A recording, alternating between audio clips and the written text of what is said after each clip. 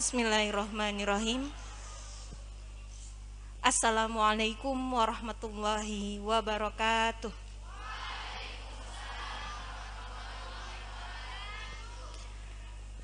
Yang kami hormati Bunda Dr. Fehti, yang kami hormati pemateri pada kajian pada siang hari ini Al-Ustazah Dr. Hajah Luluk Farida Mukhtar SAG MPDI, dan anak-anakku sekalian yang berbahagia serta para asatid dan ustazah yang sudah berkumpul di Tera Hall pada siang hari ini. Alhamdulillahirabbil alamin wa bihi nasta'in wa ala umurid dunya waddin wassalatu wassalamu ala asyrafil anbiya'i wal mursalin wa ala alihi wa sahbihi ajma'in amma ba'du. Rabbi syrah li sadri wa yassir li amri wahlul 'uqdatam min lisani yafqahu qawli amma ba'du. Pertama-tama marilah kita panjatkan puja dan puji syukur kehadirat Allah Subhanahu wa taala yang telah memberikan kita rahmat serta kesehatan sehingga kita dapat berkumpul pada siang hari ini untuk bersama-sama mengikuti kajian pada siang hari ini yang insya Allah akan disampaikan oleh Al-Ustazah Dr. Hajah Luluk Farida Mukhtar SAG MPDI.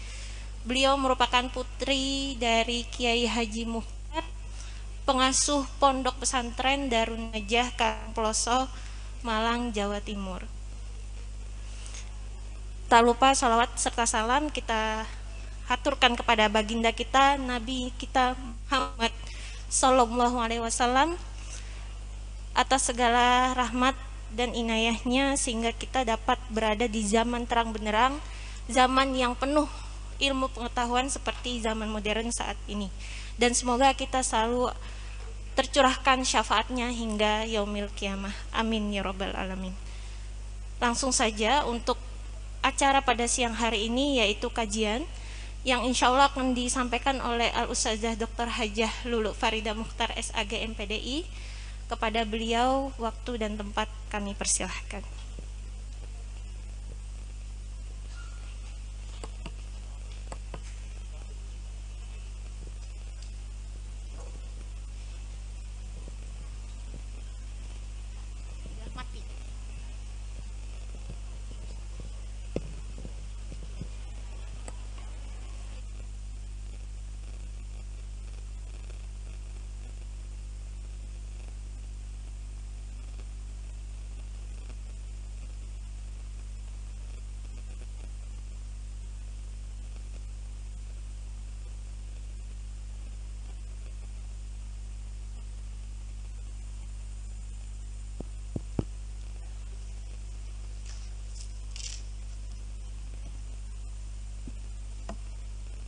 Assalamualaikum warahmatullahi wabarakatuh.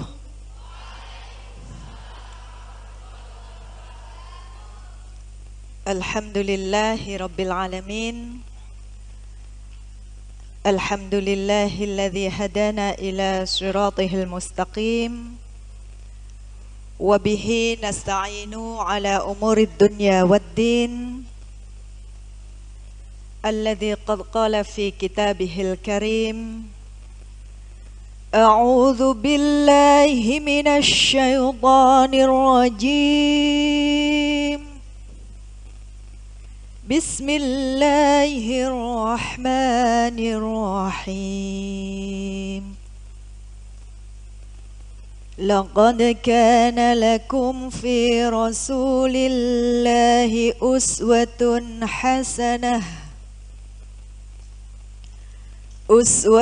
حسنة لمن كان يرجو الله واليوم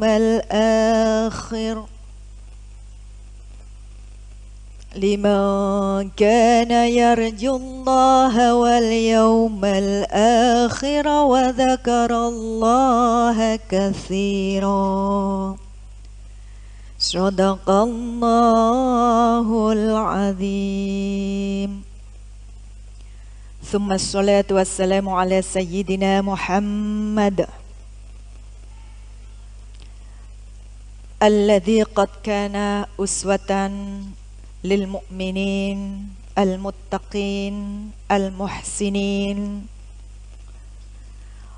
وقال رسول الله صلى الله عليه وسلم ألا وإن في الجسد مضغة إذا صلحت صلح الجسد كله وإذا فسدت فسد الجسد كله ألا وهو القلب ألا وهي القلب.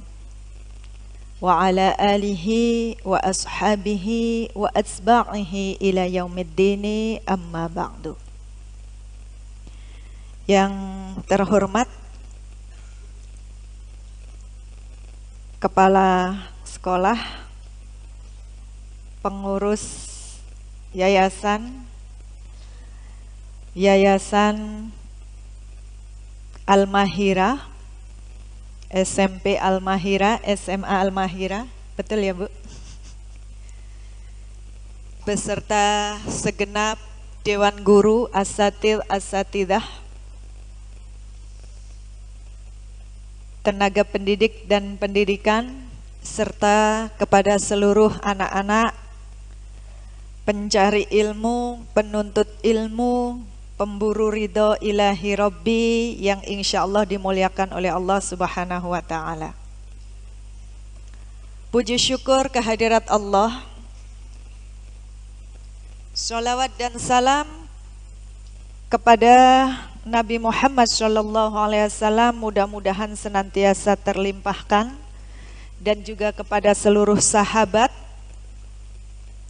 zuriyah, pengikut hingga akhir kiamat. Pada siang hari ini kita bisa bertemu. Saya bersyukur sekali bisa bersama adik-adik di sini. Ini pertama kalinya saya masuk Al-Mahira, dan saya baru tahu ternyata di sini ada lembaga pendidikan yang megah dan luar biasa yang bernama Al-Mahira.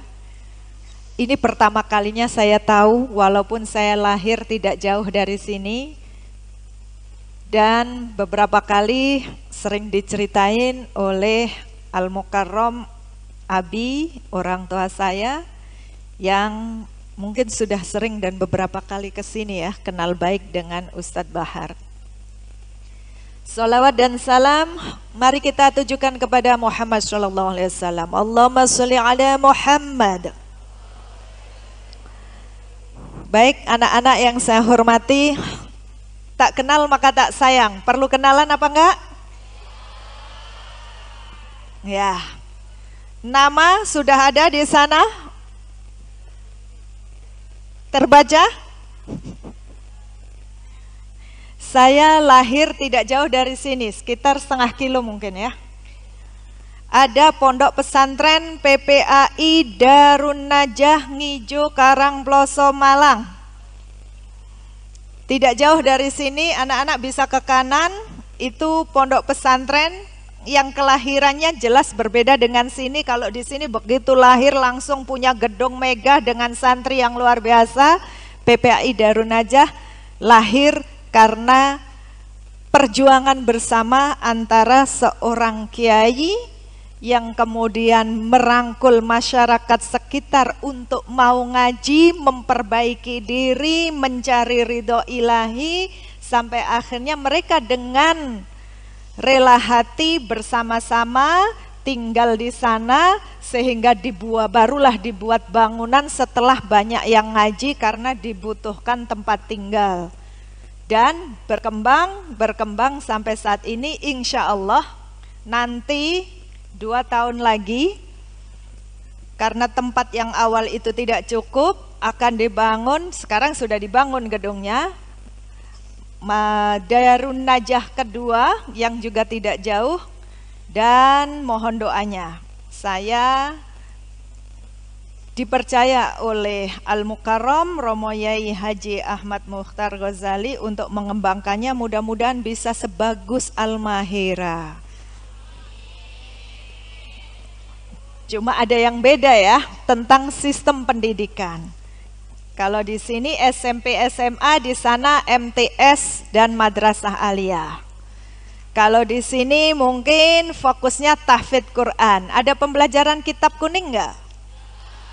Nggak ada. Kalau di sana pembelajarannya kitab kuning, mulai dari membangun hati, mengelola pikir, mengelola perilaku, tindak tanduk, untuk menjadi muslim yang berkarakter sebagaimana Muhammad sallallahu alaihi wasallam.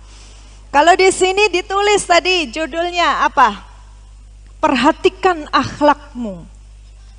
Anak-anak, akhlak itu apa sih? Ya, perhatikan akhlakmu. Jangankan merhatikan akhlak, merhatikan diri sendiri aja belum tentu bisa, betul apa enggak? Iya, kalau pagi, subuh, tiap hari, jamaah apa enggak? Jamaah, jamaahnya kesadaran atau karena aturan? Kesadaran. Karena dibangunin oleh pengasuh atau bangun sendiri?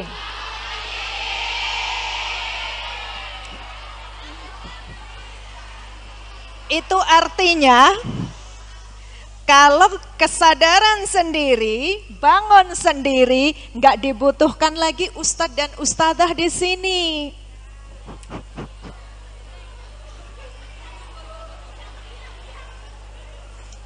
Ustadzah, anak-anak bangun sendiri atau dibangunin?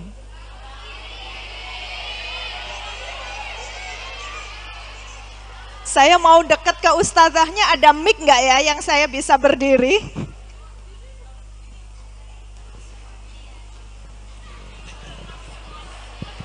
Tes.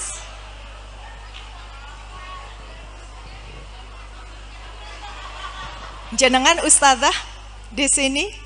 Iya, gimana ceritakan anak-anak sehari-harinya?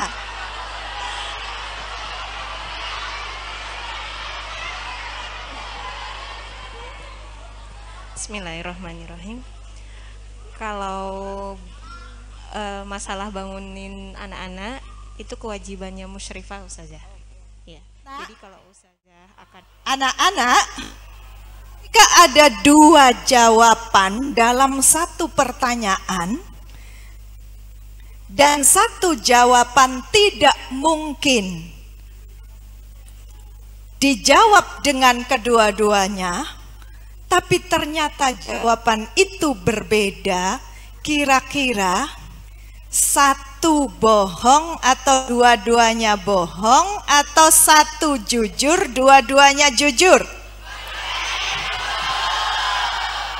Dua-duanya jujur. Yang benar dibangunkan apa bangun sendiri? Iya.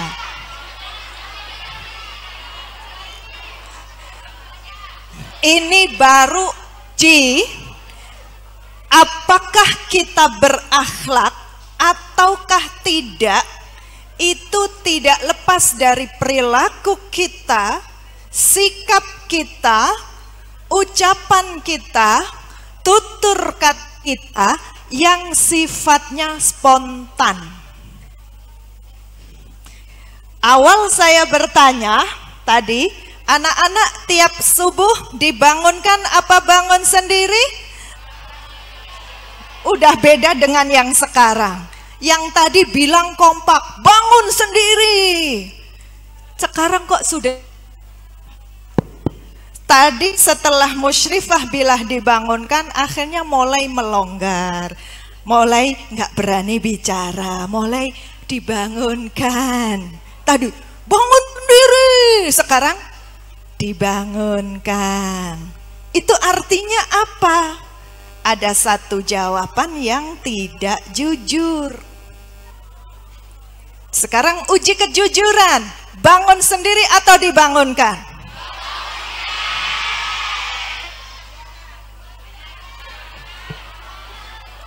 kadang dibangunkan, kadang bangun sendiri.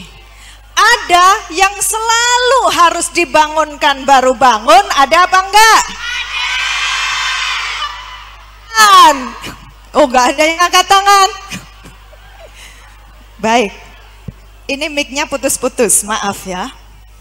Ya, yang berani angkat tangan itu orang jujur.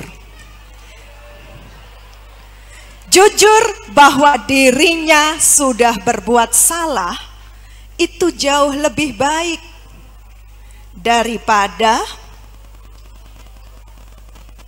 pura-pura tidak pernah berbuat salah. Apalagi ketahuan salah, ngeyel, ngengkel, meyakinkan orang bahwa dirinya tidak salah. Nabi Muhammad sallallahu alaihi wasallam, kalau ada nama Nabi disebut, itu bersolawatlah. Ya, kalau ada nama Nabi disebut, bersolawatlah. Nabi Muhammad sallallahu alaihi wasallam, ayo salawat bareng. Ya, itu termasuk akhlak kepada Nabi. Menjadi Nabi, dipercaya menjadi pemimpin dan menjadi pemimpin besar, modal pertamanya itu adalah kejujuran. Sehingga Nabi disebut dengan sebutan Al-Amin. Oke, satu pertanyaan lagi. Anak-anak, besok pulang apa enggak? Seneng pulang apa seneng di sini? Seneng pulang. Pengen balik sini apa di rumah aja?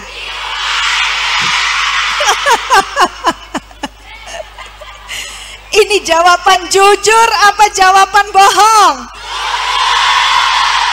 Tepuk tangan untuk kita semua.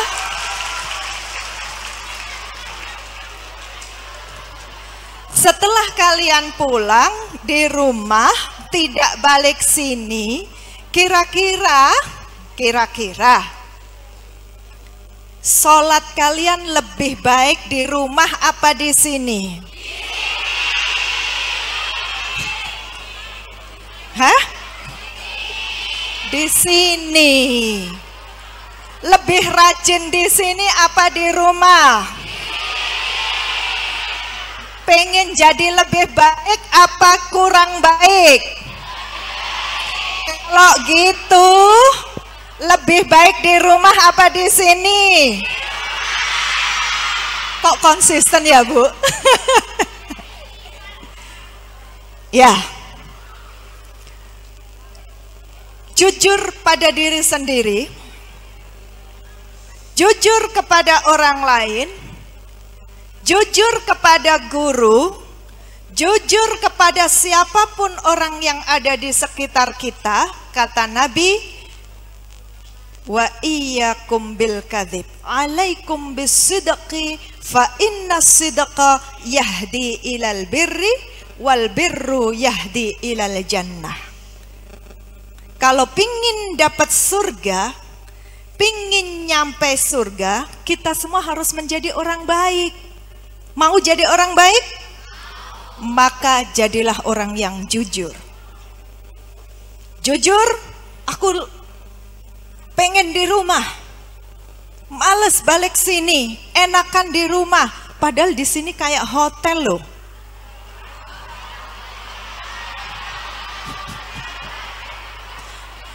Kok geleng-geleng?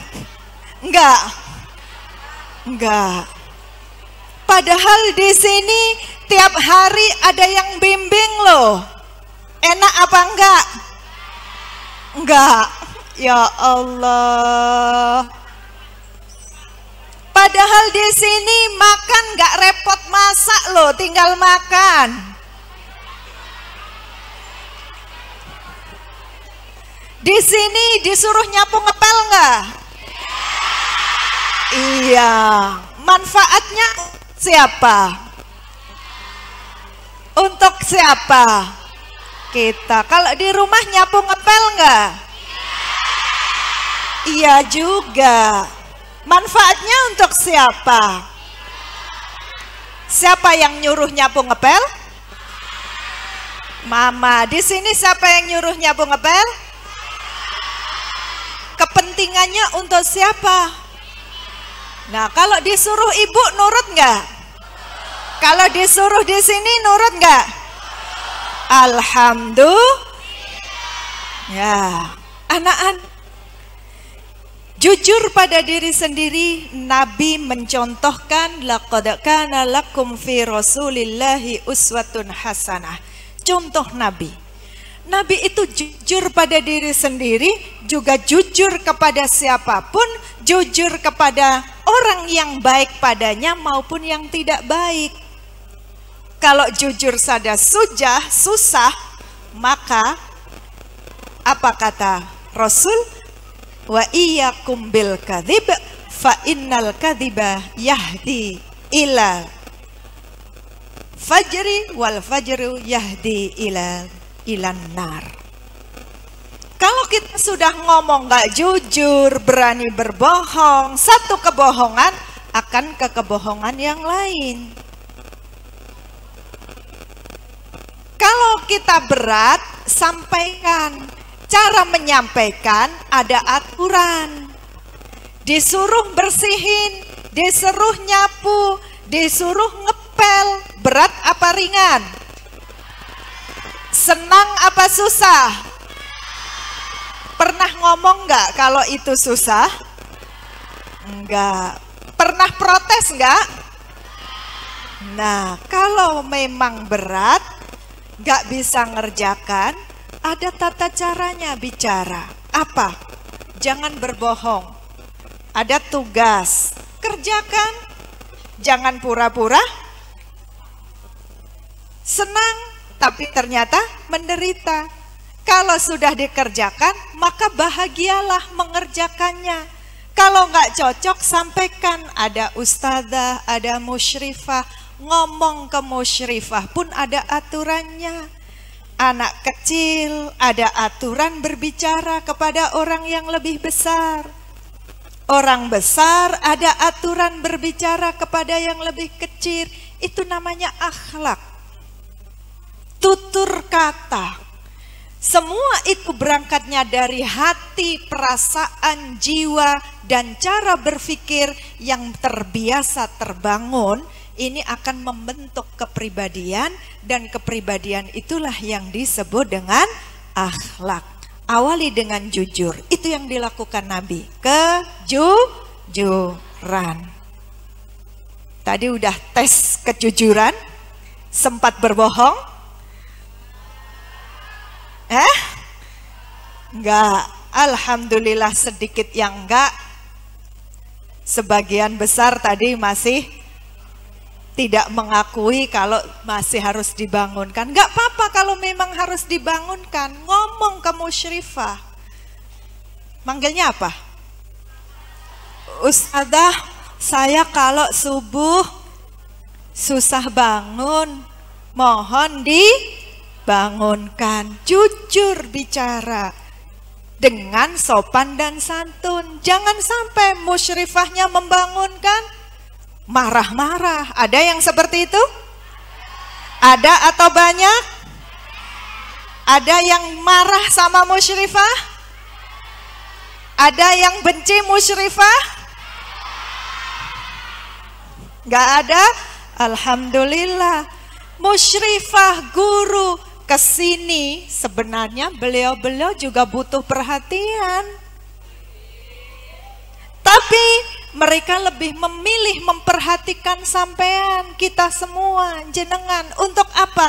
Untuk kebaikan anak-anak masa depannya, biar terbiasa melakukan kebaikan. Awali dari jujur. Kejujuran dari hati. Kalau berat ngomong. Musyrifah, dibuka ruang berbicara? Ya.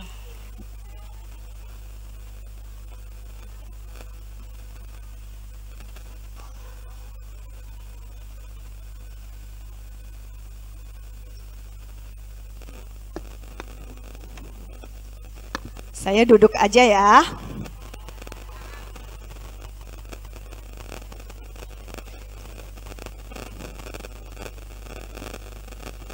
Ya. Berbicara yang baik, yang sopan, yang santun. Maaf, ketika di Jawa itu ada sopan santun, boso kepada temen itu beda dengan bahasa kepada guru, dengan orang tua. Nah, ini anak-anak yang dilakukan oleh Rasulullah Sallallahu Alaihi Wasallam. Bahkan kepada orang yang membencinya pun, itu Nabi itu tetap sopan dan santun loh. Nabi selalu sopan dan santun. Sebenarnya saya lebih senang berdiri ya, kalau ada mic-nya ya. Kalau nggak ada ya udah. Ada sebuah kisah seorang pemuda. Salah satu akhlak yang menyebabkan orang menjadi masuk surga. Pengen masuk surga? Pengen jadi ahli surga? Perbaiki hati. Kalau hati kita baik, maka cara berpikir kita baik, perilaku kita baik, sikap kita baik. Mau diceritain? Suatu ketika Nabi itu suka duduk-duduk ya di masjid ngaji. Kalau kita ngajinya di sini, sahabat Nabi itu cuma beberapa orang ngumpul pengajian jamaah, ngobrol-ngobrol. Terus apa dilakukan Nabi tengah ngobrol? Nabi tiba-tiba mengasih tahu kepada sahabat, jangan rame-rame, sebentar lagi ada ahli surga lewat. Sahabat langsung diam. Begitu sahabat diam, ditunggu mana nih ahli surga yang mau lewat. Lewatlah seorang anak muda, ahli muda, yang disebut-sebut oleh Rasulullah dengan ahli surga. Lewat anak muda, sahabat pada noleh, kok lewat anak muda, siapa dia? Sahabat gak kenal siapa dia. Dia juga jalan aja gitu, ngelewatin Nabi dan sahabat, habis wudhu masuk masjid. Habis pulang masjid langsung pulang dia. Sehingga sahabat penasaran, ini orang siapa ya? Ya gak pernah kumpul-kumpul sama Nabi, gak pernah kumpul-kumpul sahabat ikut pengajian ngobrol-ngobrol di masjid. Dia ke masjid hanya sekedar sholat aja, menjalankan sholat wajib. Sehingga gak banyak orang yang kenal. Besok harinya kembali Nabi ngobrol-ngobrol, ngaji, diskusi dengan sahabat di masjid. Lagi-lagi Nabi bilang, bentar lagi ada ahli surga lewat loh. Datang lagi itu pemuda yang kemarin, lewat lagi dia. Begitu lewat, apa yang dilakukan pemuda itu? Ya lewat aja masuk ke masjid, sholat, habis sholat sudah pulang. Gak ikut pengajian, gak ikut diskusi, gak ikut ngobrol bersama Nabi. Sahabat penasaran, siapa sih ini orang? Bukan tokoh agama, bukan tokoh negara, bukan orang terkenal, bukan orang kaya, bukan siapa-siapa. Lalu besok sampai hari ketiga Nabi juga begitu. Bilang, bentar lagi ada ahli surga lewat.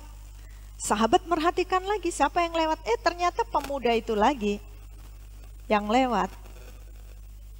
Nah,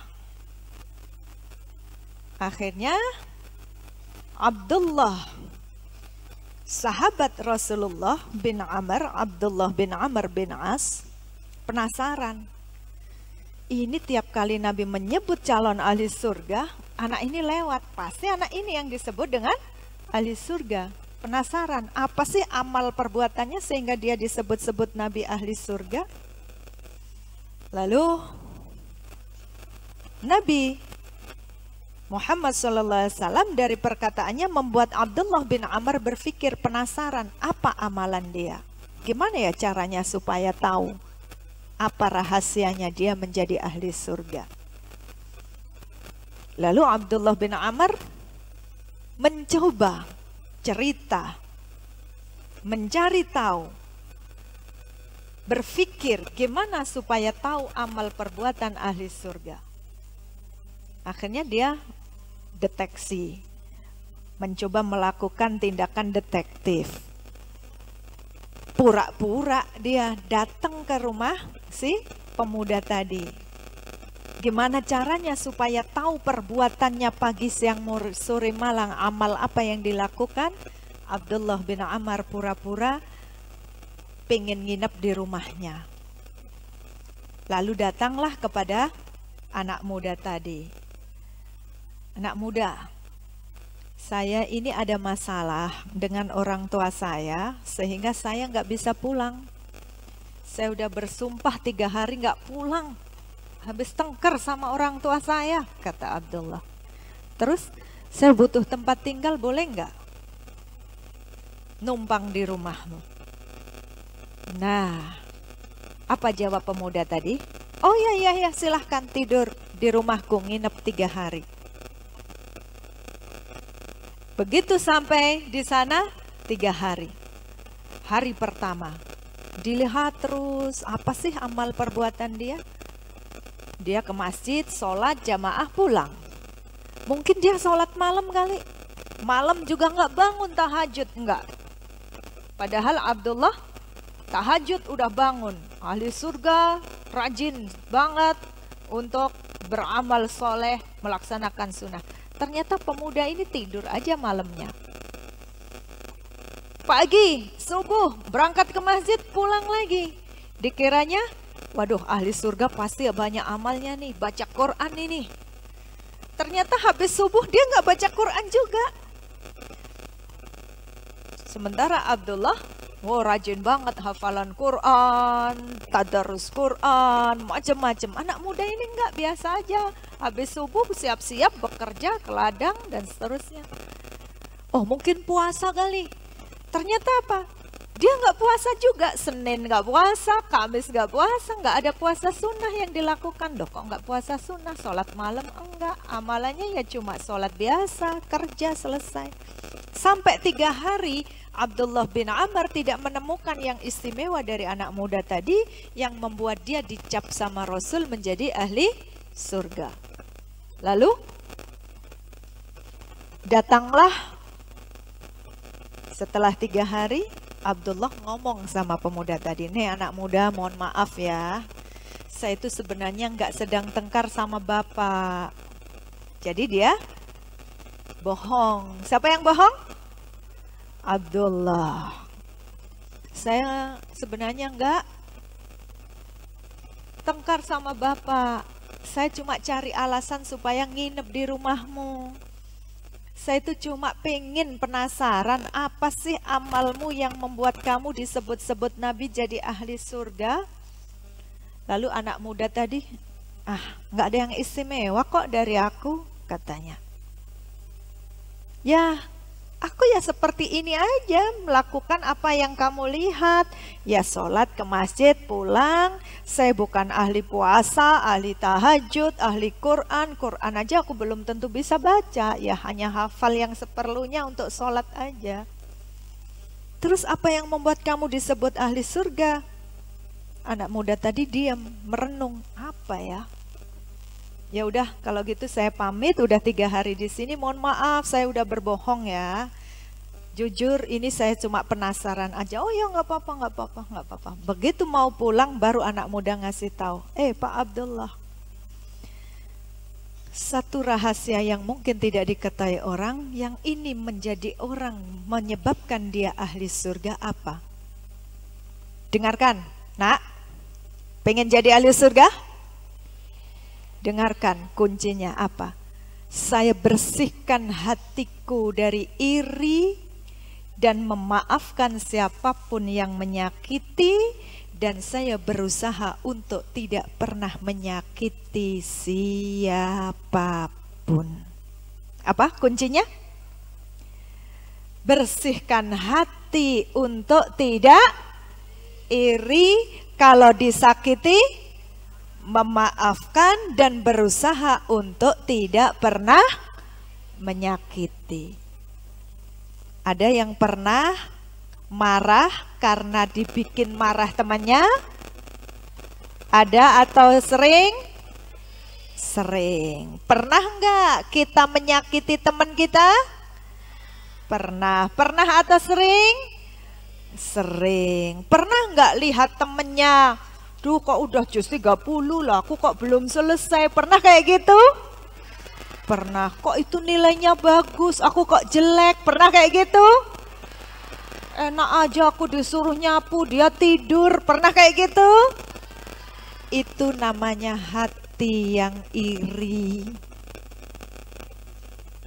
Melihat orang lain lebih baik dan ingin mengambil kebaikan itu, apalagi sampai diikuti, jangan sampai dia lebih baik dari aku, itu berbahaya. Anak-anak pernah disakiti? Pernah marah, mangkel sama musyrifah? Enggak? Alhamdulillah. Pernah dihukum guru? Marah apa enggak? Mangkel enggak? Apa mangkel itu? Nah, hapuslah rasa marahmu, hapuslah rasa sakit hati kita, maafkanlah orang-orang yang telah menyakiti kita.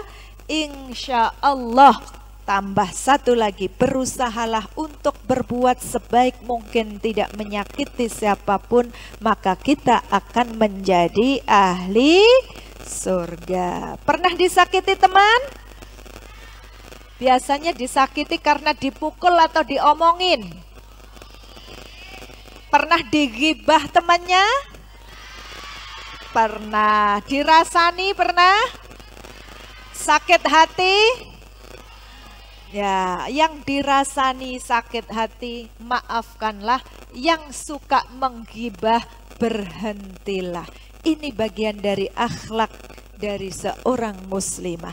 Jangan mudah baperan, jangan mudah tersakiti, dan jangan menyakiti. Selain tidak tersakiti, juga jangan menyakiti. Guru kita, musyrifah yang ada, ustadz-ustadz kita sudah meluangkan waktu untuk membimbing kita. Berterima kasih apa enggak? Berterima kasih apa enggak? Bersyukur apa enggak? Bersyukurlah kepada mereka dengan berterima kasih kepada mereka. Ya, kalian semua pengen pulang? Di rumah jujurlah pada orang tua, perilakunya diperbaiki dengan cara memperbaiki hati. Kalau orang tua marah atau menyuruh kita yang kita nggak suka, atau melarang kita yang ingin kita kerjakan, jangan sakit hati. Gimana? Sampaikan, ma, aku pengennya begini, dengan cara baik-baik. Bicara yang baik, bicara yang sopan, bicara yang santun. Inilah akhlak paling rendah, paling mudah yang bisa dilakukan untuk melatih diri memiliki hati yang bersih. Anak-anak sudah pada ngantuk ini ya. Untuk membangun akhlak ini butuh latihan sepanjang hayat, gak cukup hanya sesaat seperti ini. Yang pasti al-muslimu akhul muslim, la yadlimuhu wa la yakhdhuluhu wa la yahqiruhu. Kepada sesama teman, jangan pernah menyakiti mereka, jangan pernah mengabaikannya, dan jangan pernah menghinakan. Apalagi pada guru, pada ustadz, pada orang tua, pada musyrifah yang sudah membimbing kita. Ayo bareng-bareng kita ucapkan terima kasih yuk. Bersama-sama, terima kasih Ustadz Ustadzah. Terima kasih musyrifah. Masa cuma terima kasih aja, besok mau pulang ya? Ntar kalau habis pulang dikasih kado ya, ya. Mau banget ya.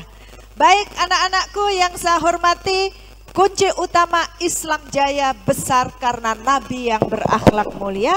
Yang pertama diawali dengan kejujuran, sopan santun dalam bertindak dan bertanduk, sopan santun tutur katanya yang lemah lembut, walau kepada orang yang kafir sekalipun Nabi selalu bicara dengan penuh sopan dan santun. Mudah-mudahan kita semua menjadi perempuan yang solihah. Mudah-mudahan semua mendapat ilmu yang manfaat, diberi umur yang barokah, pulang dari sini lebih baik dari sebelumnya, dan nanti akan menjadi pribadi lebih baik dan lebih baik lagi. Oke, di sini pakai jilbab semua ya. Nanti pulang pakai jilbab nggak? Oke. Di sini bicara sopan ya. Nanti di rumah bicara sopan ya. Ya, nggak boleh bentak, nggak boleh kasar, harus bicara lebih santun kepada orang sekitar. Kurang lebihnya mohon maaf. Allahu a'lam bishawab. Wassalamualaikum warahmatullahi wabarakatuh. Ya, sudah sampai sini.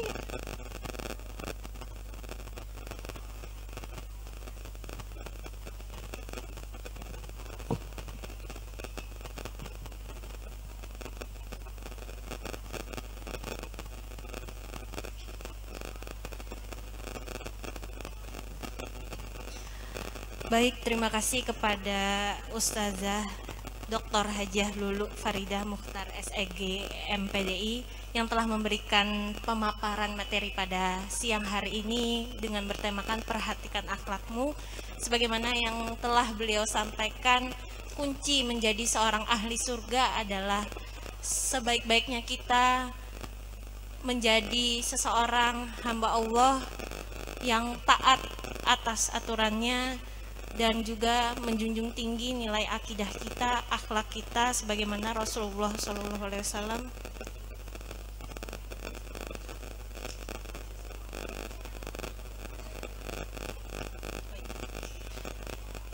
dari nilai kejujuran, sopan dan santun dalam beretika kepada sesama muslim. Untuk acara selanjutnya, Ustazah buka pertanyaan bagi anak-anak yang ingin bertanya kepada Ustazah Lulu. Monggo dipersilahkan. Dari SMP atau SMA mungkin jika ada yang mau bertanya.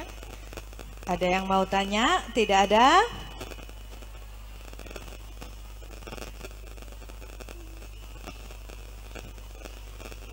Ya, tidak ada Mbak.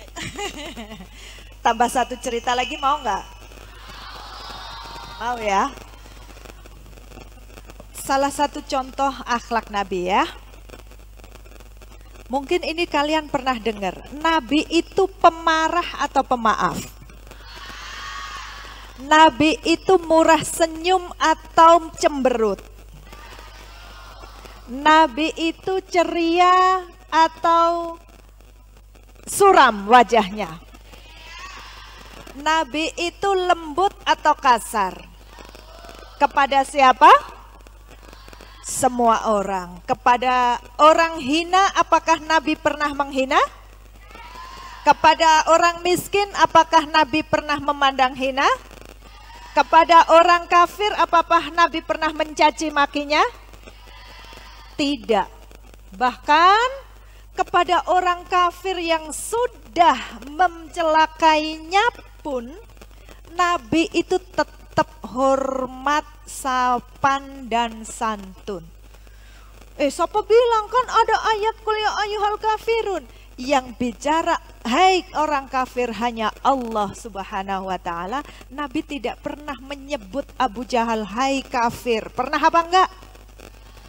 justru Nabi mendekati orang-orang kafir dengan lemah dan lembut untuk berdakwah, disentuh hatinya, dimasuki logikanya, kemudian sehingga orang terpana karena kemuliaan akhlaknya, hatinya yang begitu mulia. Pernah dengar Nabi dilempari kotoran tai?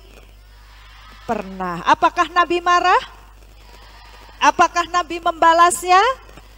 Apakah Nabi mencaci maki mereka?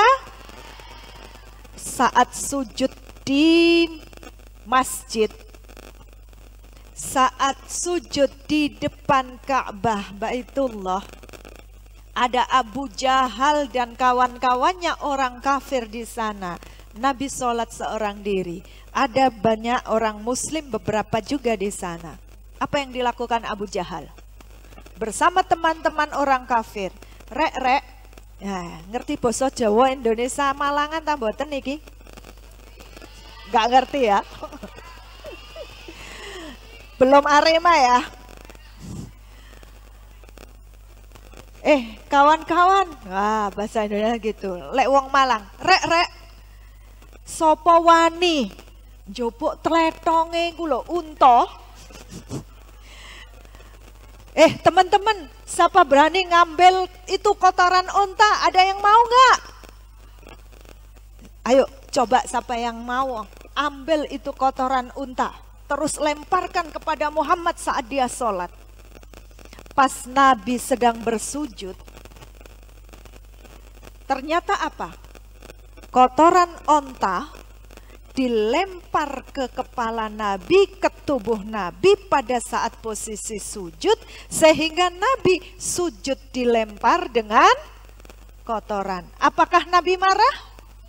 Apa yang dilakukan Nabi? Sahabat gak ada yang berani nolong. Kenapa? Yang dihadapi orang-orang kafir yang keras.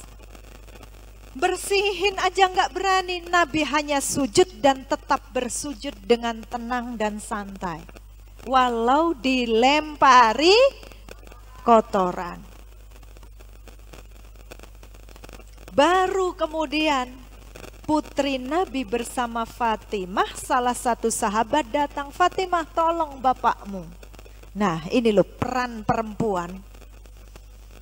Ternyata yang bisa menolong Nabi adalah Fatimah, putri Nabi alaiha sholatu wassalam. Fatimah lari menuju ke Nabi, dibersihkan kotorannya, kemudian sambil nangis membangkitkan Nabi. Baru itu Nabi bangkit dari sujudnya dan salam, diam, hanya melihat, memandang dengan penuh teduh dan sejuk kepada Abu Lahab, Abu Jahal dan orang-orang kafir di sekitarnya. Walau disakiti, tidak pernah membalas disakiti. Walau dicaci maki, yang disebut tukang sihir, yang disebut majnun, yang disebut orang gila, yang disebut tukang tenun, Nabi tidak pernah membalas baik dengan kata-kata maupun dengan perbuatannya. Gimana cara dakwah Nabi? Dengan lapang dada memaafkan mereka yang menyakiti, sehingga mereka tidak merasa disakiti dan justru heran, kok ada ya orang yang hatinya sekuat ini, dan itu loh yang membuat umat lain masuk Islam karena akhlak Nabi yang mulia. Jadi kalau mau mengikuti jejak Nabi, ayo kita berlapang dada, jangan jadi orang yang baperan. Ngerti baperan nggak? Dikit-dikit perasaan tersinggung, dikit-dikit nggak denger omong karena sakit hati, penistaan. Ada orang ngomong salah, caci maki. Nah, ini bukan karakter Nabi, dan ini yang justru menjauhkan umat Islam dari ajaran Islam yang diajarkan oleh Rasulullah Sallallahu Alaihi Wasallam. Khairukum inna akramakum indallahi asqakum, sesungguhnya orang paling mulia di antara kalian adalah yang bertakwa.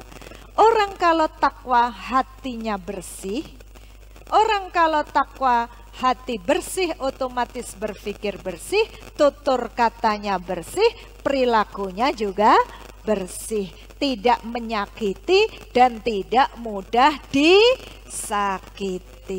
mudah memaafkan siapapun yang membuat kesalahan. Sudah ya, sampai di sini. Ini mewakili pertanyaan yang tidak ada pertanyaannya. Cukup. Atas kurang lebihnya mohon maaf. Saya serahkan lagi kepada mbaknya. Ya, terima kasih. Jazakumullah khairan kasiran Ustazah Lulu Farida Mukhtar yang telah memberikan materinya, pesan dan taujihatnya pada siang yang berbahagia ini.